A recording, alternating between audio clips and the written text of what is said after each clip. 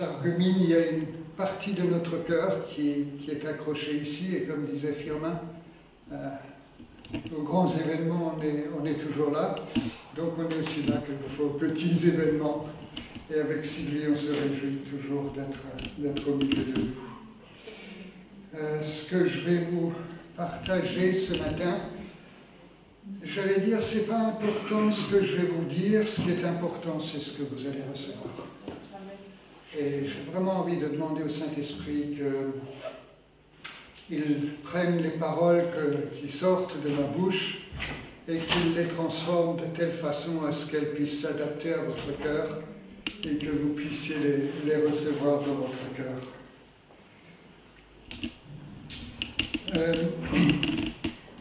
Ce matin, je vais aborder un thème qui est rarement abordé dans les églises, parce que par définition, nous sommes tous chrétiens, et donc il y a des choses dont on parle peu.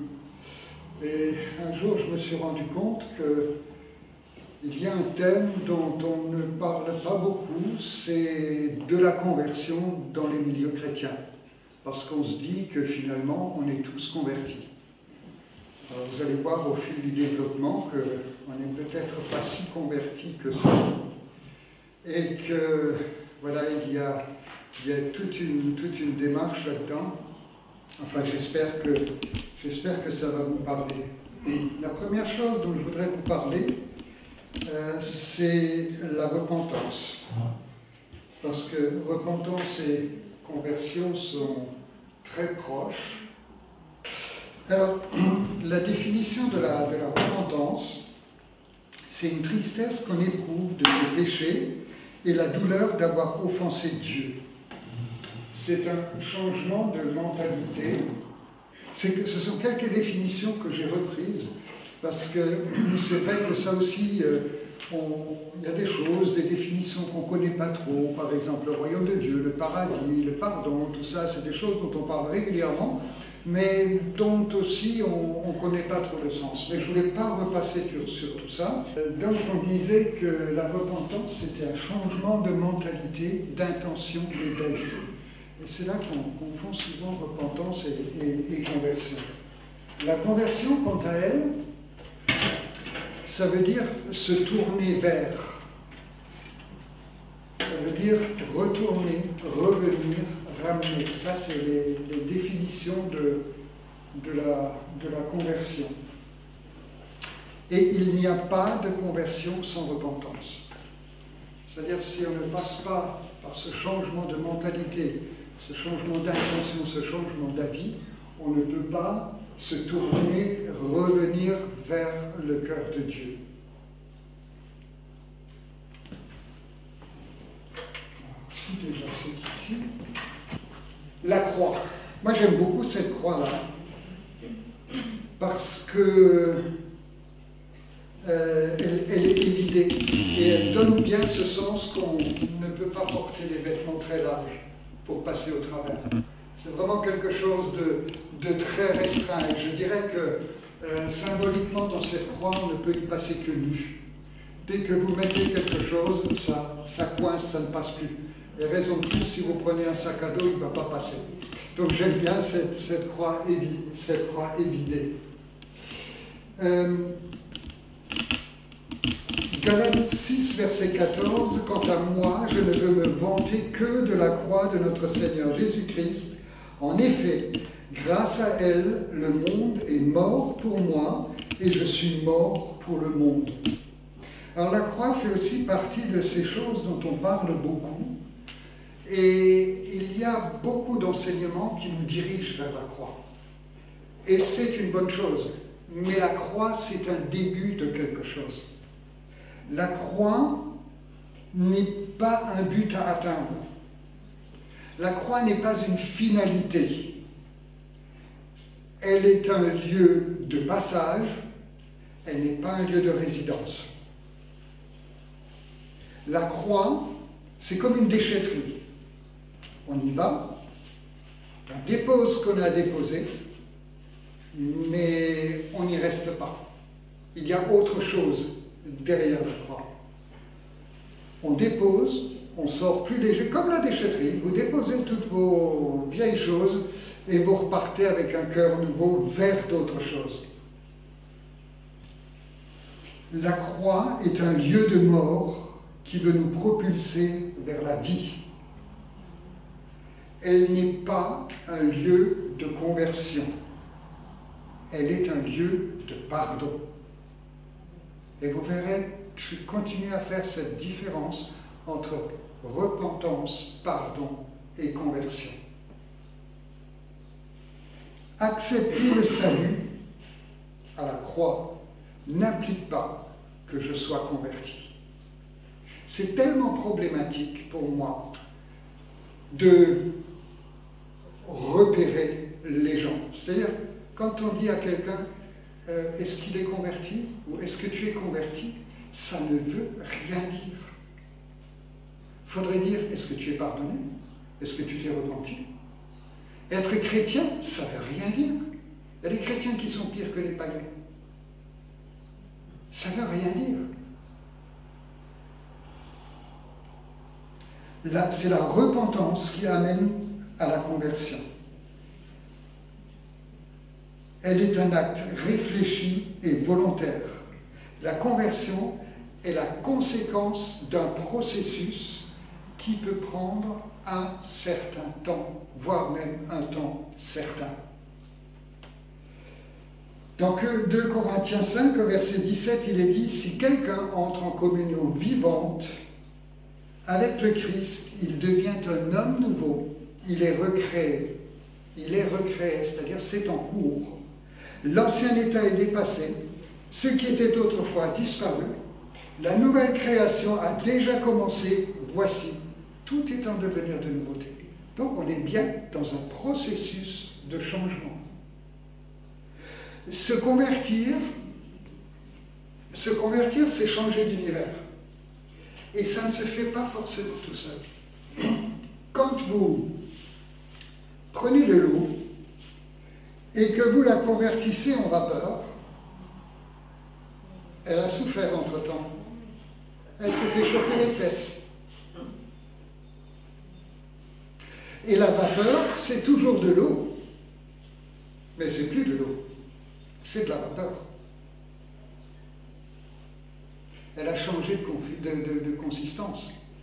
Si vous prenez les nuages qui s'évaporent depuis la mer, ce sont devenus des nuages, ce n'est plus la mer. C'est toujours de l'eau, mais ce sont des nuages. Si vous allez aux États-Unis et que vous convertissez l'euro en dollars, c'est toujours de l'argent. Mais ce n'est plus le même argent qu'ici. Il a d'autres valeurs, il a d'autres fonctions. Il est différent. Tout en étant toujours de l'argent, il est différent. Notre conversion est conditionnée par notre repentance. Il y a un psychiatre suisse qui s'appelle Carl Gustav Jung,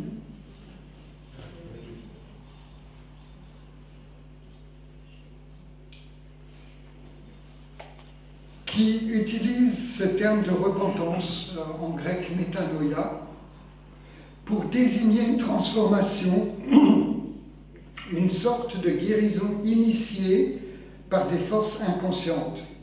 Il s'agit d'une transformation complète de la personne, transformation qui ressemble beaucoup à celle qui se passe à l'intérieur d'une chrysalide. La repentance est une attitude. La conversion est un état. Et je dirais que quand on regarde cette photo, la chenille convertie est un papillon. C'est ça la différence. C'est ça la vraie conversion. C'est quand la chenille est papillon. Mais entre-temps, elle a passé par la chrysalide. Entre-temps, elle a passé par un temps de mort. Et ce qui est intéressant, c'est que le papillon est plus grand que la chrysalide. La chrysalide reste à la taille de la chenille.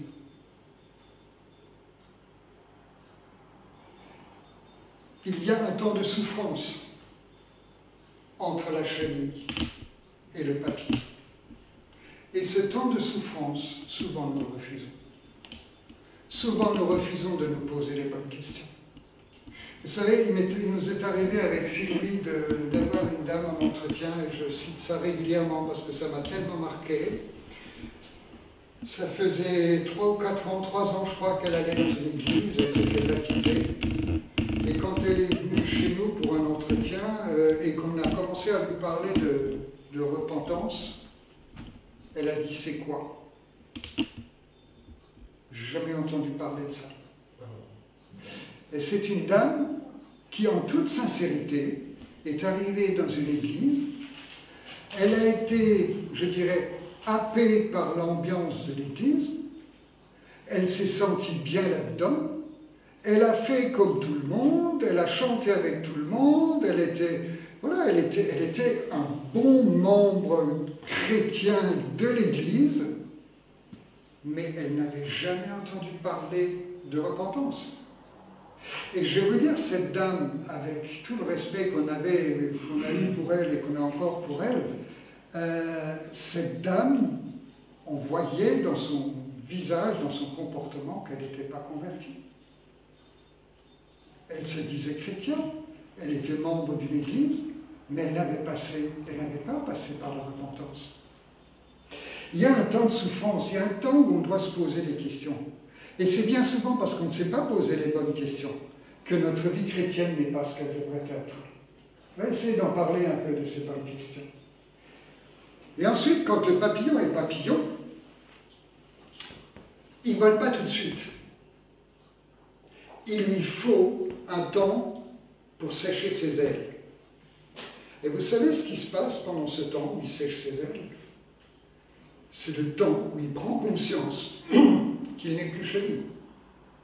C'est le temps où pour lui, il se dit « Ah, si j'écarte mes ailes, je vole, je ne rampe plus. Extraordinaire !»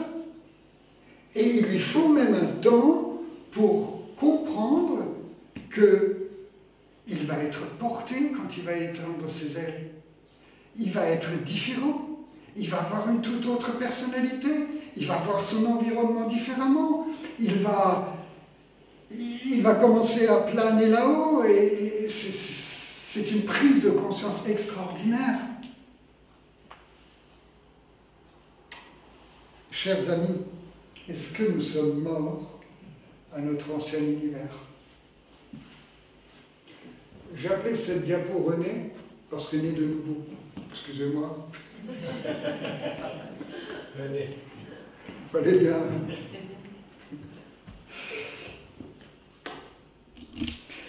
Est-ce que nous sommes morts à notre ancien univers? Est-ce que nous avons intégré ce qui devrait être notre nouvel univers?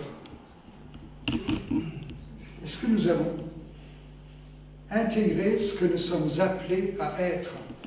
Ou est-ce qu'on l'a juste entendu dire et on y aspire et on n'y arrive jamais? Et je crois personnellement que beaucoup de chrétiens sont mal nés. Ils sont mal nés parce qu'il n'y a pas eu de véritable conversion. Ils se croient être des papillons, mais ils sont encore des chenilles. Ou alors c'est des hybrides, mi-chenilles, mi-papillons. Mais beaucoup de personnes sont mal nées. Il y a aussi des personnes qui sont prématures. Leur gestation, leur repentance n'est pas accomplie. C'est-à-dire qu'on a fait une prière de repentance, la tête s'est repentie, mais le cœur n'y a pas été. On a juste fait une partie du chemin. Elle s'est arrêtée là-haut, dans ce qu'on a appris, mais elle n'est pas allée jusque dans les tripes. Et puis, il y a des chrétiens qui sont mal formés, parce que pas formés, parce qu'ils ne se sont pas laissés former, parce que dans leur attitude, ils sont parfois pires que les païens. Dans leur attitude, ils continuent à frapper leurs femmes, continuent à regarder des films pornographiques, continuent à fréquenter des endroits infréquentables, continuent à avoir des pensées impensables, parce que mal formés. Et si vous revoyez la chrysalide, cette chrysalide est un état végétatif entre le passé et le futur. C'est-à-dire, c'est un peu comme à l'image de la croix. C'est comme à l'image des 3 jours de tombeau de Jésus. Il y a eu un avant et il y a eu un après. Pour le papillon, dans la chrysalide, il y a un avant et il y a un après.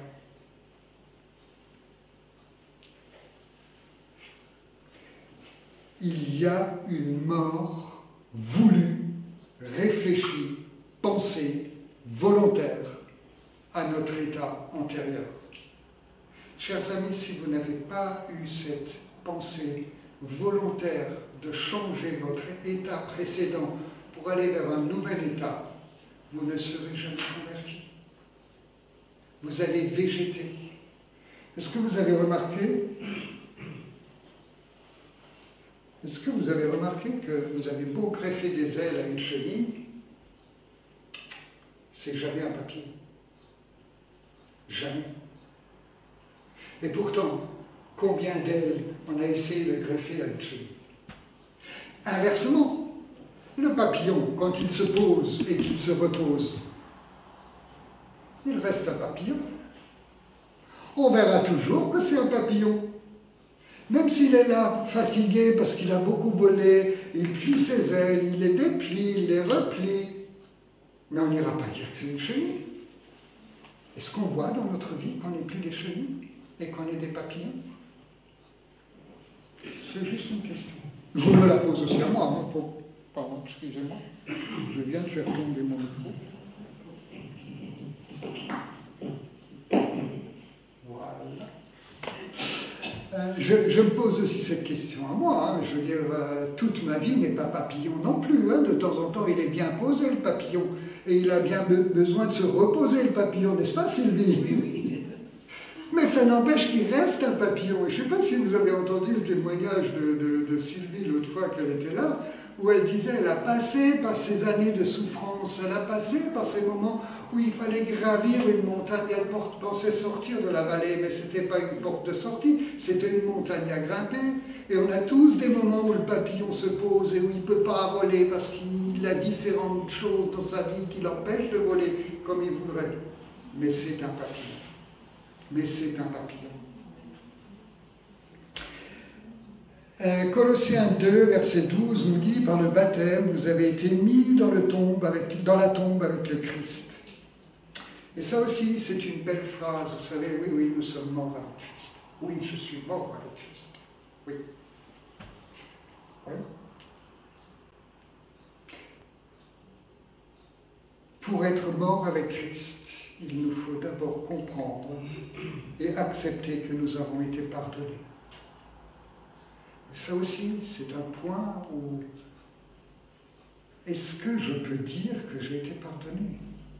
Et est-ce que je me suis pardonné de ce que j'ai été ou de ce que je suis?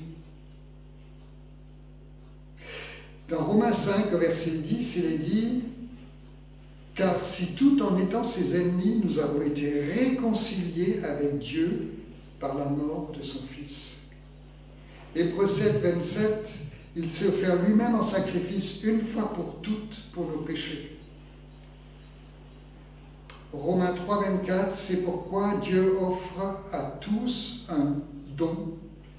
Tous peuvent être à présent justifiés, c'est-à-dire déclarés justes aux yeux de Dieu, par pure grâce.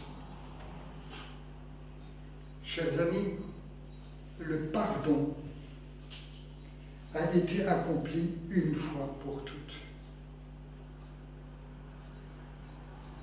Vous ne pouvez pas revenir tout le temps en demandant pardon.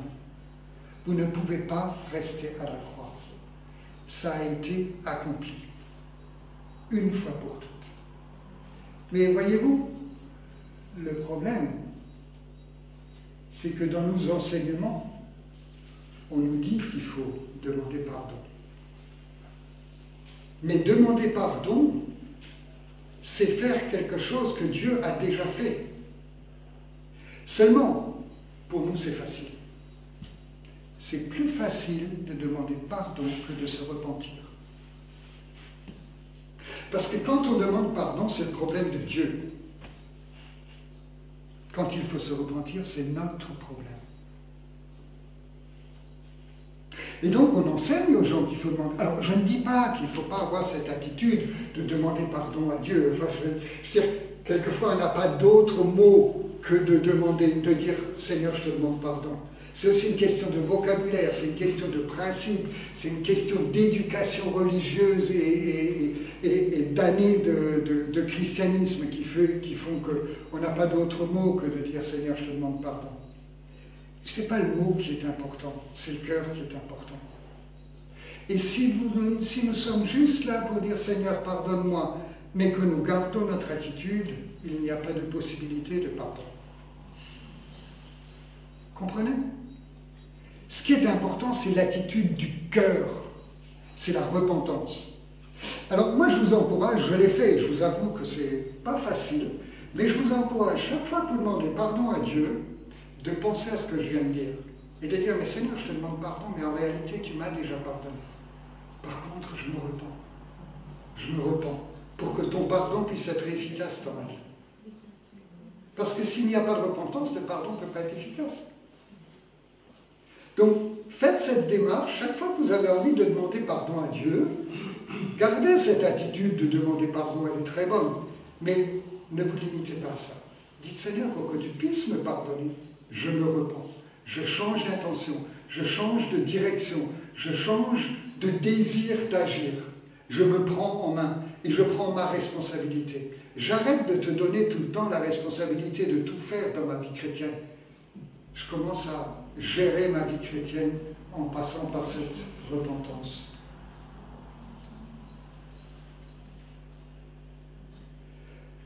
Nous avons besoin de passer par l'étape de la chrysalide. En Néhémie 9, je vous lis rapidement les versets 1 à 3. Le 24e jour de ce mois, les fils d'Israël s'assemblèrent avec jeûne, vêtus de sacs et avec de la terre sur eux. Et la race d'Israël se sépara de tous les fils de l'étranger. Et ils se tinrent là et confessèrent leurs péchés et les iniquités de leurs pères. Et ils se levèrent à leur place et lurent dans le livre de la loi de l'Éternel leur Dieu pendant un quart de la journée. Et pendant un quart, ils firent confession et se prosternèrent devant l'Éternel leur Dieu. L'étape de chrysalide, ou dans les 3 jours de tombeau, c'est comme on veut, il se passe 3 choses.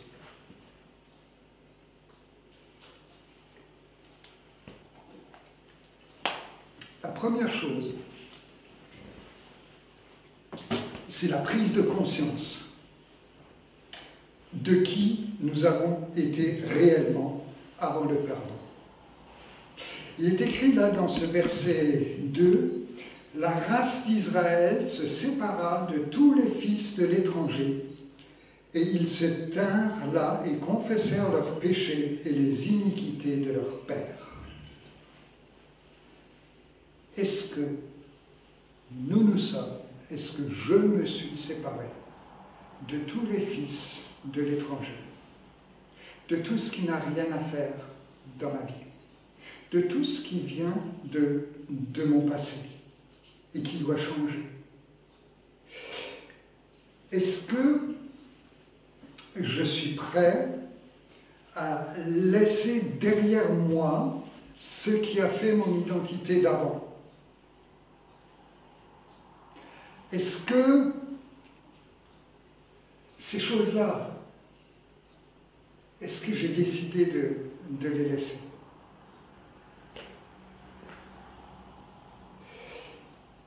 à quel point est-ce que je suis conscient que mon péché me sépare de Dieu? Vous savez, c'est tellement abstrait, ce Dieu, c'est tellement... Et puis le péché, c'est tellement concret que quelquefois, on vit dans le péché tout en étant dans un moment de prière. Enfin voilà, c'est pas trop compliqué pour nous de faire un micmac et de mélanger les choses et d'être dans un temps d'adoration et subitement il y a des pensées négatives qui passent. Et voilà. Est-ce que je suis conscient que le péché me sépare de Dieu? Qu'est-ce qu'il en est de mes pardons? Pardon aux autres? Pardon à moi-même? Qu'est-ce qu'il en est de mes blessures du passé? Mon rejet, les trahisons que j'ai subies, les injustices, les abandons, les humiliations qui me poursuivent, qui me pourrissent la vie. On a eu des personnes en Suisse, là, il y a quelques mois, on a eu une personne de 72 ans.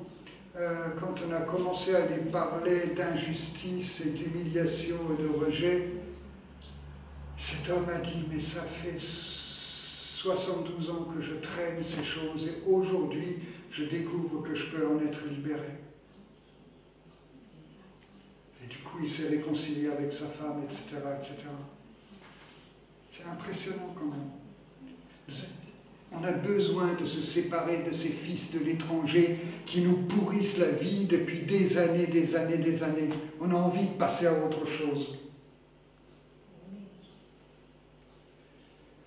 La deuxième chose qui se passe, je dirais le deuxième jour, si vous voulez, dans cette tombe, dans cette réflexion, on voit au verset 3, « Ils se levèrent à leur place et lurent dans le livre de la loi de l'Éternel leur Dieu pendant un quart de la journée. » Les amis, il nous faut du temps pour adhérer à ce changement de mentalité.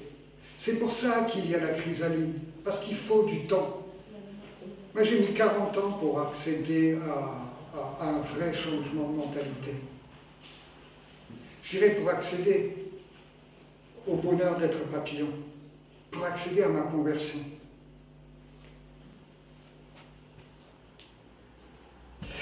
Ils se sont, pendant un quart de la journée, ils se sont appropriés la réalité de la parole de Jésus, de la parole de Dieu.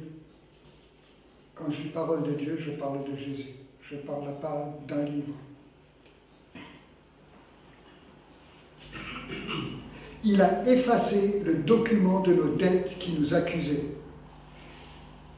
Ce document qui était contre nous à cause des règles établies. Il l'a détruit en le clouant à la croix. Il a dépouillé les autorités et les dominations. Qu'est-ce qu'il s'est passé à la croix? Est-ce que vous avez réfléchi dans votre vie, qu'est-ce qu'il s'est passé à la croix? La loi est toujours la même. Vous savez que péché, ça veut dire manquer la cible, si vous ne le savez pas, je vous l'apprends. Péché, c'est manquer la cible. Que tu manques ta cible d'1 mètre ou d'1 centimètre, tu l'as loupé. Donc, aux yeux de Dieu, nous sommes toujours coupables. Aux yeux de Dieu, nous méritons la mort. Mais, il a décidé de se séparer d'une partie de lui-même pour que nous n'ayons pas besoin de passer par cette mort. Et pourtant, nous sommes tellement légalistes. Et pourtant, nous revenons tellement souvent au principe des sacrifices. Parce que nous n'avons pas compris la dimension de la grâce. On est tellement prompt à s'acheter les faveurs de l'Éternel. Et soyez honnêtes dans votre vie, je suis honnête dans la mienne. Combien de fois je veux être agréable à Dieu pour m'attirer ses grâces, alors que Le principe de la grâce veut que je cherche à être agréable à Dieu parce que je l'aime. C'est pas du tout la même chose. C'est pas du tout la même chose. Aimer Dieu pour s'attirer ses grâces, c'est rester dans l'Ancien Testament et faire des sacrifices. Aimer Dieu parce qu'il nous a aimés le premier et parce que je suis reconnaissant et parce que j'aime mon Dieu d'une façon reconnaissante et je veux lui être agréable d'une façon reconnaissante, c'est complètement différent. D'un côté, on a la chenille qui rampe parce qu'il faut qu'elle fasse ses sacrifices, de l'autre côté, on a le papillon qui vole parce qu'il est heureux, parce qu'il est reconnaissant.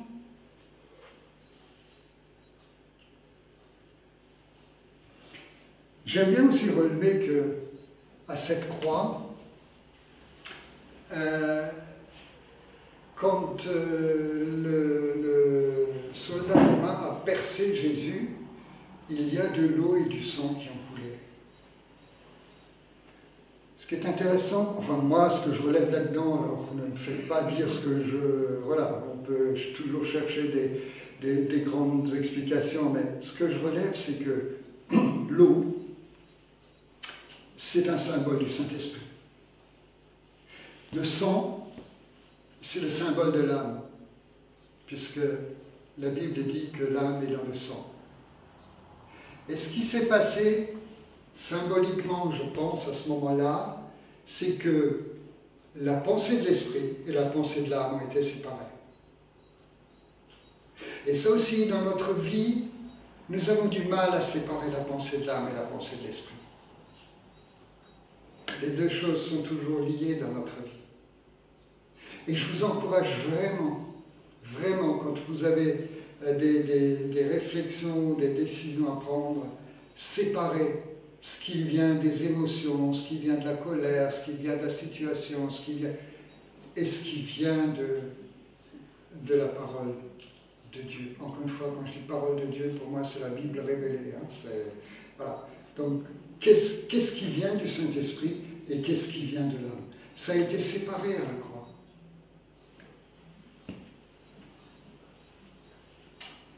La troisième chose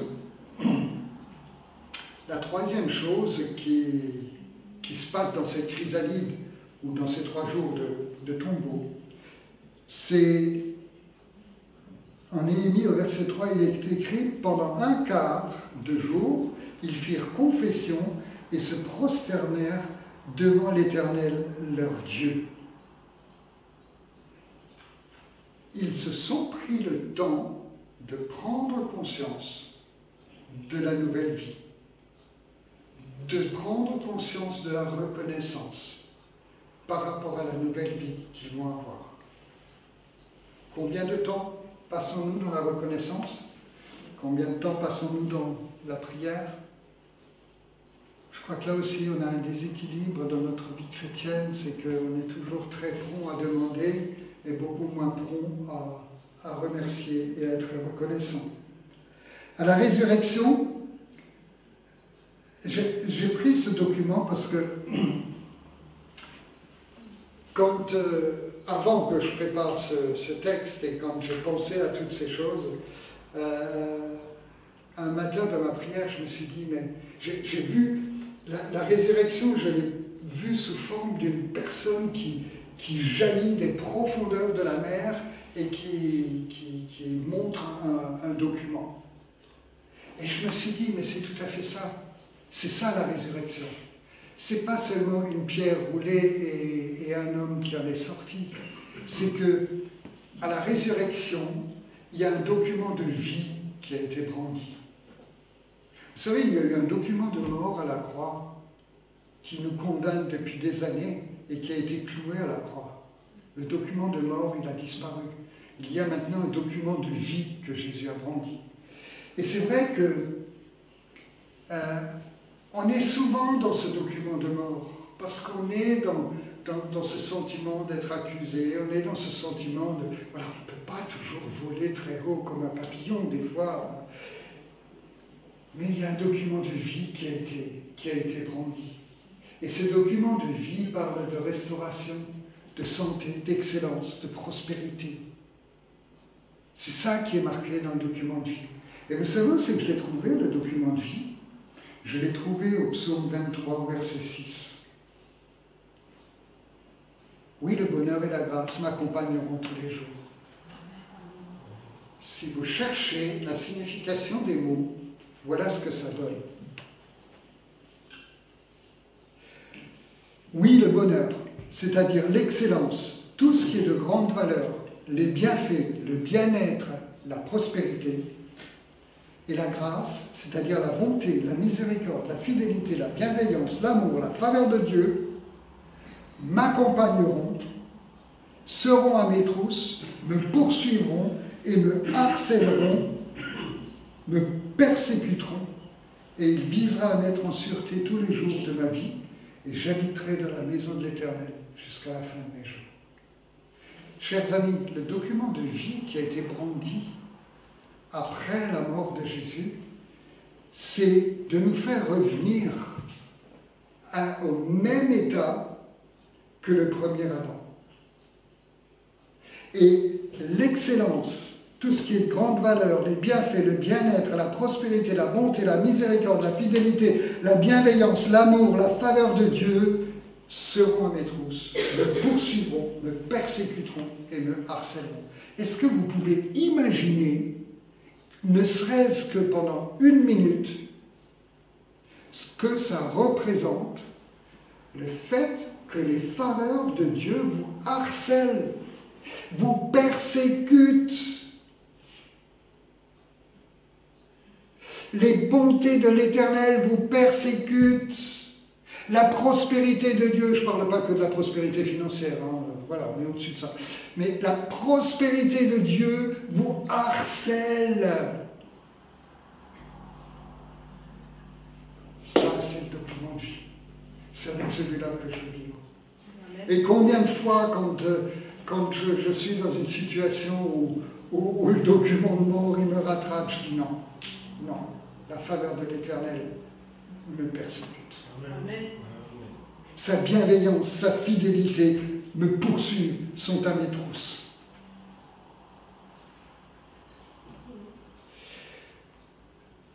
La conversion est au prix de ces 3 points. Est-ce que j'ai laissé les fils de l'étranger? Est-ce que je peux adhérer à un changement de mentalité, s'approprier la pensée de Christ? 1 Corinthiens 2, 16, nous savons que nous avons la pensée de Christ. Et qu'est-ce que je suis appelé à devenir? Et c'est bien parce que ces questions-là, on ne les a pas souvent posées, on ne se les a pas posées, que notre vie chrétienne est un petit peu quelque chose qui vivote et qu'on vit comme on peut.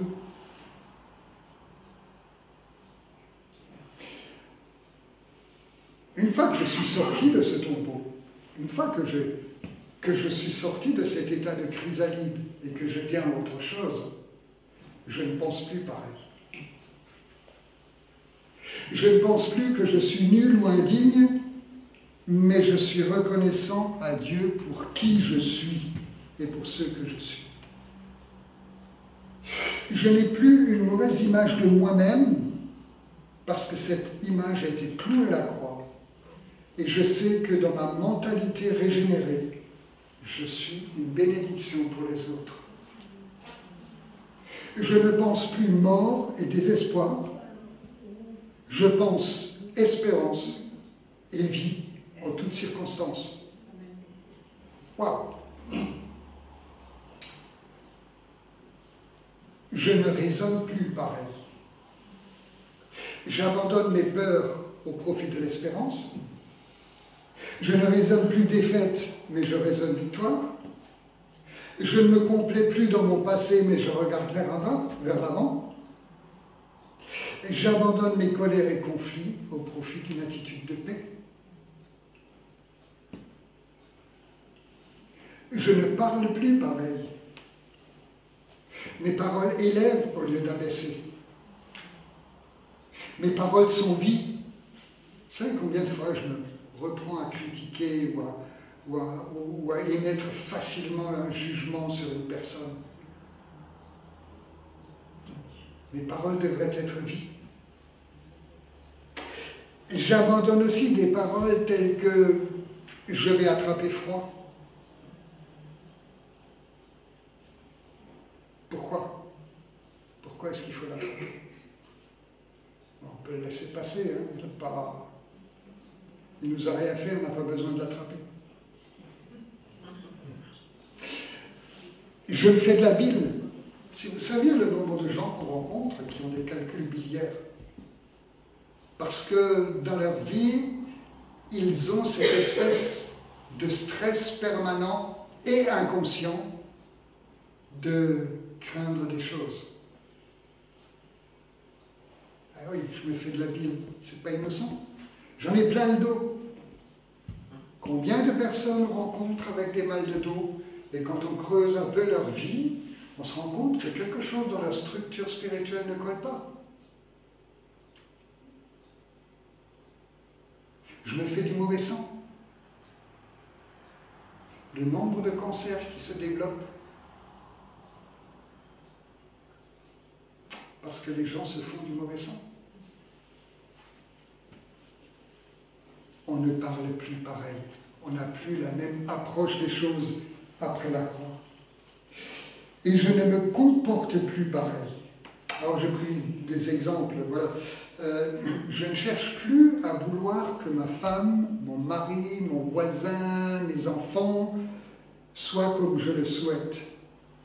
Mais je les encourage dans ce qu'ils ont de meilleur.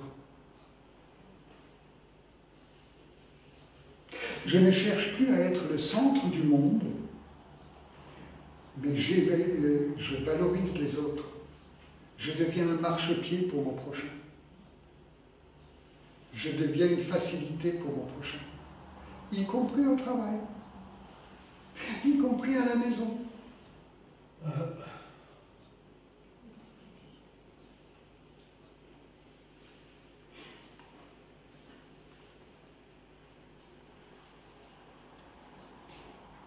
J'aimerais juste souligner combien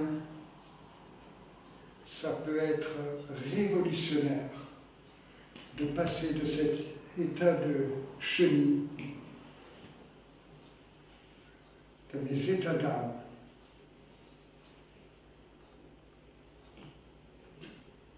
à un état d'esprit sain, un papillon.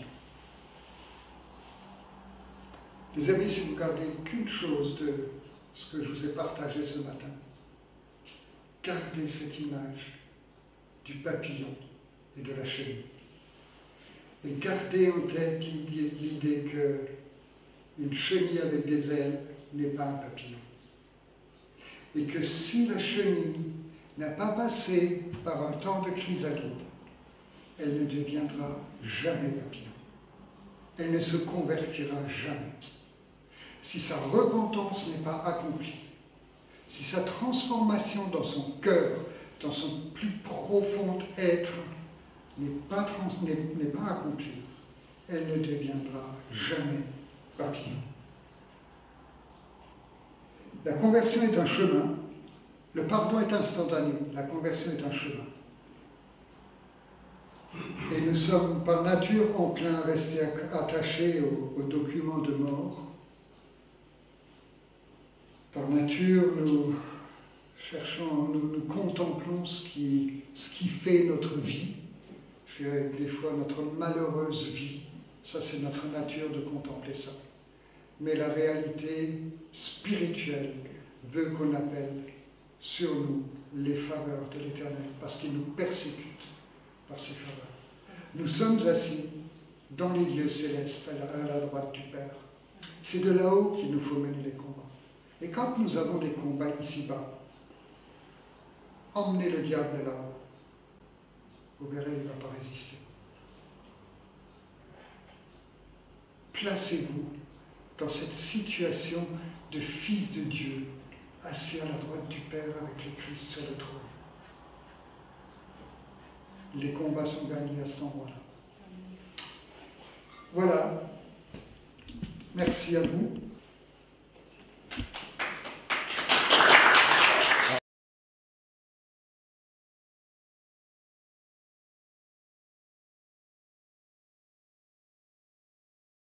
Merci déjà pour le thème, courageux, pas souvent abordé effectivement. Sur la repentance, est-ce qu'on peut relire la définition de la repentance? Parce que ma question portera sur la définition de la repentance. Alors, tristesse qu'on éprouve de ses péchés et la douleur d'avoir offensé Dieu. C'est une tristesse que l'on éprouve. Du coup, comment on fait pour provoquer cette tristesse-là? Qu'est-ce qui fait que moi, qui veux me repentir, ou qui ai compris qu'il faut que je me repente, je veux me repentir, mais ce sentiment de tristesse, je ne peux pas le créer. Si Dieu ne me fait pas la grâce de réaliser l'étendue de ma faute, je ne peux pas avoir cette tristesse, je ne peux pas avoir cette douleur d'avoir offensé Dieu. J'ai besoin d'avoir la grâce d'éprouver cette tristesse et cette responsabilité qui est la mienne d'après ce qu'on a échangé tout à l'heure. Je ne peux pas la prendre, puisque cette tristesse, je ne peux pas la provoquer. Donc comment faire lorsque j'ai compris, après ce que vous avez dit, et très justement, je suis tout à fait d'accord, moi je suis à fond avec vous là-dessus, mais comment faire pour recevoir cette tristesse, cette prise de conscience de la douleur d'avoir offensé Dieu? Voilà. Je vais vous répondre avec un autre verset. En Hébreux 11, au verset 1, il est écrit que la foi est une ferme assurance des choses qu'on espère et une démonstration de celles qu'on ne voit pas. Et combien de fois on se dit, il y a un truc qui ne colle pas. Parce que comment je peux avoir une démonstration de quelque chose que je ne vois pas? Mais parce que, à mon sens, dans ce verset, il manque quelque chose que nous avons le devoir de rajouter, c'est la prise de conscience. S'il n'y a pas de révélation des choses écrites, elles ne sont pas paroles de Dieu.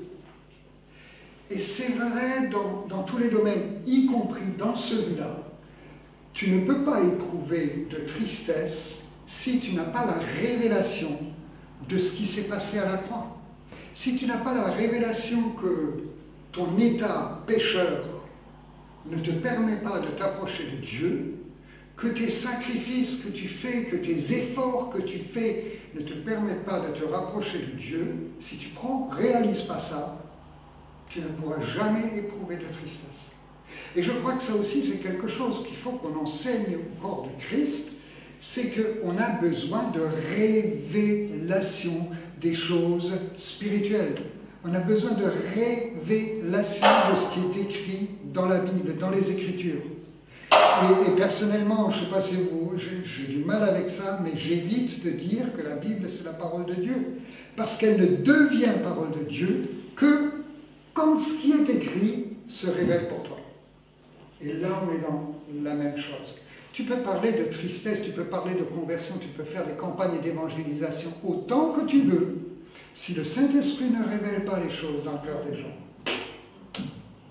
ça sert à rien. Merci. C'est pour ça que la repentance est une grâce et j'aspire, après ce qui a été dit, que personnellement pour moi, pour les personnes que je fréquente et les personnes que j'ai, parce que je fais de l'évangélisation justement, en tout cas à mon contact, puissent avoir la grâce de prendre conscience de leur état afin que la repentance soit totale. C'est ça le demande pour moi et pour mes proches. Ok, merci. Et puis pour ajouter à ça, le fameux aussi verset qu'on peut voir dans les évangiles, le Saint-Esprit fait quoi? Convainc du péché. Donc ça passe par là, ça commence par là, le Saint-Esprit qui agit, qui fait la révélation des gens qui prennent conscience. Donc c'est pour cela que dans les évangélisations, quand on le fait, on fait quoi? On dit Dieu convainc, touche le cœur des gens. Donc ça commence vraiment par là. Et pour que la personne écoute la parole écrite, moi je dis, parole de Dieu écrite, et puis Oui, la parole de Dieu révélée. Voilà. Donc les deux sont toujours la parole de Dieu, mais quand la parole de Dieu est écrite, voilà, on la lit ou bien on l'écoute, ça devient cette parole révélée qui change tout. Quoi. Ah, c'est ça. En tout cas, il faut passer par la révélation. Ouais. Pourquoi me persécutes-tu? Me persécutez-vous, c'est ça? Non. Pourquoi me persécutes-tu? Quand le Seigneur s'est révélé à Saul pour qu'il le reconvertisse, pour qu'il devienne. Donc il y a eu le temps de révélation, et c'est là qu'il a été frappé, puis après. C'est ça. Tout à fait. Il a fallu quand même un temps aussi de chrysalide pour qu'il soit. C'est ça. Alors, moi, ma question, c'est la question du pasteur. C'est la question du pasteur, attention. Alors, donc, tu as parlé de, disons, conversion, repentance, et tu as dit quelque chose quand tu parlais, tu disais que ça t'a pris 40 ans ouais, pour ta conversion. Donc, là, les deux termes, c'est vrai que ce sont les termes souvent qu'il faut bien comprendre par rapport à ça. Et parce que un peu dans l'esprit. Ok, je te laisse nous expliquer ça parce que moi je vais expliquer. Mais quand même, c'est vrai que peut-être ça peut amener une certaine confusion. Voilà, c'est ça, repentance, conversion. Alors, voilà. Moi je fais effectivement, depuis que je me suis attardé sur cette préparation, je fais effectivement la différence entre une repentance et une conversion. La repentance, c'est ce qui nous permet de nous approcher de Dieu. La conversion, c'est ce que nous sommes devenus, c'est ce que les autres voient sur nous. Et encore une fois, la conversion, c'est le papillon. Le papillon est une chenille convertie. Mais il faut du temps entre les deux. Et c'est vrai que nous, on a été piliers d'église depuis l'âge de 20 ans jusqu'à 50, je ne sais pas combien d'années. On a été piliers d'église. On a été des gens qui étaient présents, on a été des gens qui ont été leaders dans les réunions de prière, etc., etc. On avait une vie de foi. Mais le côté papillon nous est arrivé à partir du moment où on a réalisé que tout ce qu'on vivait, waouh, c'était quelque chose de réel, c'était quelque chose qui pouvait... Je veux dire, notre vie de foi a subitement pris une autre dimension. Et c'est là que je me trouve converti au moment où effectivement je me sens papillon. Avant, je me sentais chenille avec des ailes, je me sentais plein de choses, mais je me sentais pas papillon. Et donc, évidemment, on ne va pas polémiquer sur le fait de dire que quelqu'un qui a changé de vie est converti. Encore faut-il qu'il ait effectivement changé de vie. Et que ce ne soit pas juste une adaptation à des choses qu'on fait tout le temps, etc., etc. Il y a tellement de gens que nous croisons et que nous voyons qui sont adaptés à leur milieu, un peu comme des caméléons, ils sont adaptés à leur milieu, ils sont bien, et ce sont des gens qui ont la foi, il n'y a aucun problème avec ça. Mais leur véritable repentance, pour moi, n'est pas achevée, et ce n'est pas des papillons. Voilà. Alors, évidemment, on ne va pas trop jouer sur les mots. Oui, mais tout à fait. Parce que je voudrais juste voilà, qu'il y ait une précision. Moi, je dirais que la repentance amène à la conversion. C'est ça. À partir du moment où tu te repens, tu te rends compte de l'état dans lequel tu es, tu as envie de changer, c'est là qu'avec l'aide de Dieu, tu vas changer. Après, voilà, je voudrais aussi dire, c'est peut-être une précision que je devrais apporter dans mon développement, c'est qu'on peut se convertir de domaine en domaine. Je veux dire, si hier j'étais un toxicomane avéré et qu'aujourd'hui, parce que je me suis repenti de ce problème, je ne suis plus toxicomane, mais voilà, c'est aussi une forme de conversion. Tu comprends ce que je veux dire? Mais la conversion, pour moi, c'est vraiment l'autre côté. Ok, oui, mais tout à fait. Ce que tu as expliqué, moi je suis tout à fait d'accord avec ça. Mais c'est juste un peu faire un peu la précision parce qu'il ne faut pas que les gens se disent parce que ce qu'il faut savoir, c'est que la repentance, c'est la repentance quand les apôtres, ils ont prêché pour la première fois, ils ont dit, repentez-vous, voilà, et pour avoir accès à la vie avec Dieu. Maintenant, on a accès, c'est la repentance qui nous donne accès. En guillemets, parce qu'on mélange quand même le tout, conversion et repentance, c'est pas la même chose, mais c'est la repentance qui nous donne accès à Dieu, qui fait de nous des enfants de Dieu. Donc, c'est pour que les gens ne disent pas que peut-être pendant 40 ans tu n'étais pas enfant de Dieu, et c'est quand tu t'es converti, 40 ans après, maintenant c'est ça. Il faut faire la différence, parce que la conversion, c'est notre vie, comme le papillon. Voilà, le papillon. Donc, mais c'est la repentance, comme avec le processus qu'on a expliqué tout à l'heure, qui nous fait entrer dans le corps de Christ. Mais maintenant, on n'est que entré dans le corps de Christ. Maintenant, il faut vraiment que nos vies changent, qu'il y ait une vraie conversion, que nos vies démontrent que nous sommes dans le corps de Christ. Et c'est de ça que Martin essaie quand même de nous expliquer, pour dire, tiens, il faut cette vraie conversion, transformation de vie, par la papillon, comme il a très bien illustré. Donc c'est ça. Et donc, il faut, voilà, ce début et la continuité. Amen. Encore une question,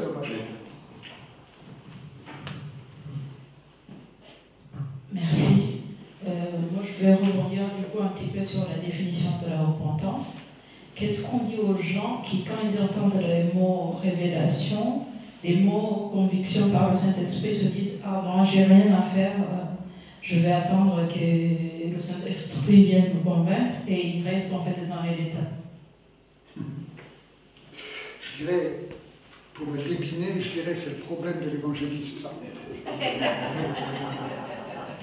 Non, mais je vais quand même essayer de répondre, parce que, de toute façon, si j'ai une maxime dans ma vie, qui consiste à dire qu'on ne peut pas parler au cœur des gens si le cœur n'est pas recevoir. Et je pense que c'est extrêmement vrai dans l'évangélisation. Je ne sais pas comment vous faites, et ce n'est pas mon propos de vouloir critiquer ou quoi que ce soit, mais si vous ne préparez pas le cœur des gens avant d'aller leur parler, il faut que le Saint-Esprit fasse son travail. Parce que sinon, l'évangélisation ne sert à rien. Si c'est juste pour... voilà. Si c'est juste pour ramener votre conviction, ça ne sert à rien. L'idée, c'est que le cœur de celui à qui vous parlez puisse recevoir ce que vous avez à lui dire. Et quand il est prêt, quand le Saint-Esprit a fait son travail, après, cette conviction, cette révélation de l'état pécheur peut intervenir. Mais si le Saint-Esprit n'a pas fait le travail, il ne peut pas y avoir de révélation d'état de pécheur. Ça va? Ok. Voilà. Tout à fait. Donc, il y a conversion et évangélisation en même temps. Donc, on apprend tous. Encore une autre question? Une dernière question. Ou bien, dernière question, dernier rapport? Oui, je voudrais juste... Barbara, je voudrais juste que je n'ai pas trop bien compris que quand vous avez dit symboliquement à la croix, la pensée de l'âme et la pensée de l'esprit ont été séparées. Si vous pouviez me préciser un petit peu ou m'expliquer mieux. Alors, oui, ça aussi, c'est tout un enseignement. Mais si vous voulez, comment je vais expliquer ça rapidement? Si vous voulez, l'âme, pour moi, la chute d'Adam, c'est pas une pomme qu'il a mangée, j'espère qu'on est d'accord avec ça. Mais c'est tout simplement, je n'ai pas le temps de l'expliquer là, mais pour moi, c'est tout simplement l'âme qui s'est séparée de l'esprit. C'est quand l'homme a compris qu'il pouvait être comme Dieu, il l'a compris dans son âme. Et l'âme et l'esprit, qui étaient une seule et même personne au départ, ont commencé à se séparer. Et l'âme a pris ses propres initiatives, l'âme a pris ses propres directions, ses propres volontés, et s'est sentie l'égale de Dieu. Donc aujourd'hui, dans tout ce que nous faisons, l'âme, elle est prédominante. L'âme, c'est les sentiments, c'est les émotions, c'est enfin voilà, c'est tout ça. Et l'âme est largement prédominante par rapport à l'esprit. Et ce qu'on a besoin de retrouver aujourd'hui, c'est cette âme en accord avec l'esprit. C'est la partie esprit de l'âme qu'on a besoin d'apprendre à développer. Et quand on parle de la petite voix du Saint-Esprit, c'est cette voix-là. Mais on est tous d'accord que c'est très très ténu, très compliqué à reconnaître et à faire la différence. Mais c'est de ça que je veux parler. C'est-à-dire que la pensée de l'âme est contraire à la pensée de Dieu. Et ce qui était avant ensemble, ce qui est ensemble dans notre corps, c'est-à-dire l'âme et l'esprit, le sang et l'eau qui sont ensemble dans notre corps, symboliquement. Encore une fois, c'est mon interprétation, hein, je n'en fais pas une théologie. C'est mon interprétation de dire qu'à ce moment-là, à cause de la mort de Christ, l'âme et l'esprit ont retrouvé leur identité, voilà, et qu'on est plus appelé à suivre les voies de l'esprit que les voies de l'âme. C'est un peu plus clair? Oui. Oui, c'est vrai que ça, sur ce point-là, il y a beaucoup à dire, beaucoup à écrire. Voilà, donc que ça ne soit pas trop confus, etc. Ce qu'il faut comprendre, c'est vraiment cette dimension connectant âme et esprit, et puis après, que nous on communique plus avec Dieu, il faut chercher à communiquer plus avec Dieu par l'œuvre de l'esprit. Mais c'est tout un enseignement que je fais aussi. Oui, c'est très compliqué, parce que la frontière, les frontières sont vraiment minces. Voilà. Mais qu'on est appelé à reconnaître en tant que... plus on s'approche, j'aime bien ce chant qui dit les choses de la terre pâliront peu à peu. Voilà. Et c'est effectivement ça. Plus on s'approche de Dieu, plus on comprend que les désirs de l'âme sont contraires aux désirs de l'esprit. C'est le combat. Oui, tout à fait. Donc, et puis la Bible dit marchez par l'esprit et puis vous n'accomplirez pas les œuvres. Je vais peut-être tout simplement demander au Père de clarifier les choses. Il est écrit que c'est l'esprit qui convainc. Il est écrit que c'est l'esprit qui révèle. Et je te demande vraiment, Saint-Esprit, au nom de Jésus, de venir attester ce qui a été dit, de venir le placer comme un puzzle dans le cœur de chaque personne pour que ces paroles puissent répondre à ce que chacun individuellement a besoin. Père, toi tu connais les besoins de chacun. Et je vous bénis au nom de Jésus, je vous bénis et recevez cette révélation par rapport à ce qui a été apporté. Amen. Amen.